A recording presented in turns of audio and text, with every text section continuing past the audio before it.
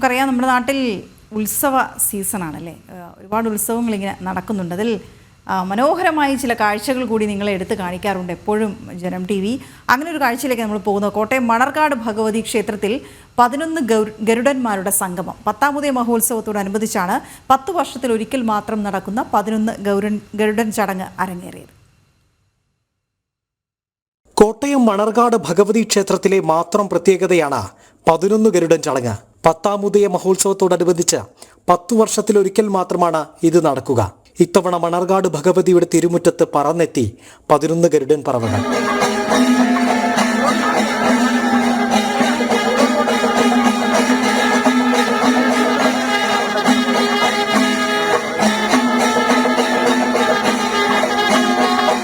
ചിങ്ങവനം ലക്ഷ്മി വിലാസം സുധാകര കൈമളുടെ വസതിയിൽ നിന്നുമാണ് ഗരുഡൻ വഴിപാടായി എത്തിയത്.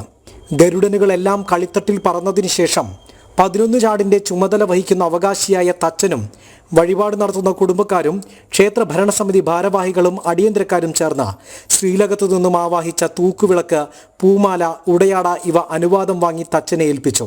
മേൽശാന്തി കർപ്പൂരമൊഴിഞ്ഞതോടുകൂടി ഗരുഡന്മാർ ഒറ്റച്ചാടിൽ കയറി ചുണ്ട കുത്തിയ ശേഷം തച്ചന്റെ അനുവാദത്തോടുകൂടി ചാടുവലിച്ച് 6 മണിയോടെ ക്ഷേത്രനടയിൽ എത്തിച്ചേർന്നു.